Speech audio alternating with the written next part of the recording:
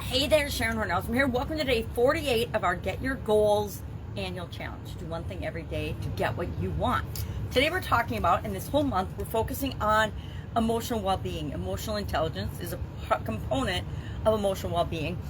So one of the tools I actually started using for the first time last year, and I will admit right now, I only did it for a short period of time, but I went back and I looked at last year's challenge and only committed to do it for a week. I did do it for the whole month of February and a few times during the year after that, but I didn't make it a daily habit. I don't even remember why now, but I'm sure life got busy and in the way like it always does, and I wasn't committed to that specific tool as one I was going to use consistently every day or on a regular basis even. But I'm thinking this year I might hold myself a little more accountable, and I'm probably just going to add it to my gratitude journal that I started doing this month as well. And I'll just make the mood part of it part of my everyday gratitude practice, because I ask myself similar questions in my gratitude journal as I do with respect to my moods anyway. So what is a mood journal? Why do we want to keep one? What could it and how could it help us? And it's not the kind of thing you have to do all the time or ever if you don't want to, but it's a quick and easy way to help us get in touch with our emotions. It helps us to identify our emotional patterns. It helps us to recognize triggers, because we're all triggered by certain things. There are certain phrases that my ex-husband used to use with me all the time. And now if anyone uses those, I have to steel myself to not react to those triggers in the way that I was conditioned to react to them. So it wasn't necessarily always positive, right? We have to recognize our triggers, and then it helps us to develop empathy and understanding for our own emotions and moods and feelings, as well as those of others. And that's where I need the biggest help personally, is identifying the moods of other people, not taking it personally, and just going with the flow of it. So I am going to do the mood journal for a while. At least I'm going to add it to my gratitude journal. That will force me to think about it every night before I go to bed at a bare minimum. But for this exercise, how do we use a mood journal? Well, we set a goal, which is all about what we're doing this year. What kind of moods do we want to be in? What kind of emotions and feelings do we want to experience more often? We have to know where we're going and have a target before we have any chance of getting there, right? We have to have our destination in mind. Second, choose the format. How are you going to keep track of your moods? Now, I thought about it this morning, and I thought, well, the mood journal isn't very, and why I probably stopped doing it is I'm not going to carry that around with me and have it with me all the time.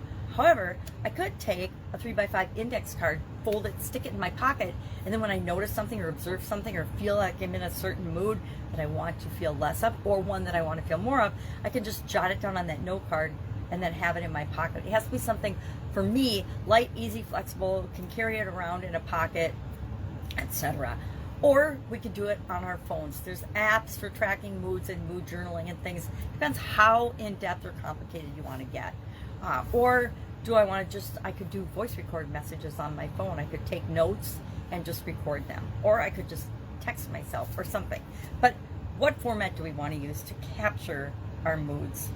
Third, we want to record our emotions. We want to just keep track, and part of the journal is keeping track and knocking out what kind of moods we're feeling and emotions we're feeling. Fourth, we want to identify our triggers. And I think this is probably the most valuable part of doing a mood journal or paying attention to our moods, is figuring out what things trigger us positively and what things trigger us negatively, and then deciding that we're going to change those triggers that affect us negatively and experience more of those triggers that give us positive moods and emotions.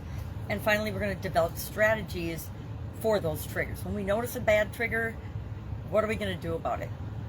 I still have to, when certain people call me on the phone, take a deep breath, breathe before I answer the phone, kind of steel myself for whatever's coming next. Sad but true. So what's our action item today? We're just going to pay attention to our moods today. We're going to pay attention to if we're feeling stressed, if we're feeling positive, if we're feeling happy, sad, overwhelmed, frustrated, delighted, excited, curious, secure, insecure, comfortable, uncomfortable, in pain. I have had chronic pain my entire life. So pain is something that I, a long time ago, had to learn how to compartmentalize and deal with so that I could actually live my life. But we're going to pay attention to our moods. And what I like to do is I like to ask myself questions as I'm paying attention to it, which was part of my mood journal before. And it may or may not be this time because I don't ask myself the same questions every day. But some good questions are, what mood did I feel most today? Or what mood did I want to feel that I didn't feel today? Were most of my moods in a positive and felt good to me, or were they negative and felt bad to me? How do you feel first thing in the morning as soon as I wake up? How do you feel right before you fall asleep, right before you go to bed? What are you grateful for? What are you proud of? What do you wish you'd done differently or said differently or felt differently? What did you do well? What are you happy the way it went with during the day, etc. And then, what worked well, what didn't work so well. So you have to develop the questions that speak to you and work best for you. These work for me, but I'm tweaking them and changing them all the time, just like my gratitude journal. It's like, well, what are you grateful for? Well, sometimes we need more prompts than that. Sometimes we don't. Sometimes you just have a blank piece of paper and you know what you want to write about. I know that I feel like I'm pushing writing things down and journaling a lot because I know how powerful a tool it is, and most people will never do it. So I will encourage you, and I will encourage myself to continue to do it. I've got my gratitude journal propped up in a space right by my bed. So when I go to turn off my light, if I haven't done it yet, I have to do it because it's right in my face. I can't miss it. And that has actually worked really, really well for me this year since we started doing it. I think it's only been a week. But it's worked really well because I won't let myself go to sleep now until I at least jot down a few things that I'm grateful for. So we have to do what works for us. Any questions about this? Hit me up. Otherwise, you don't have to do a mood journal, but do pay attention to your moods and your emotions today and ask yourself some questions about it. And then share in the comments just one thing you observe.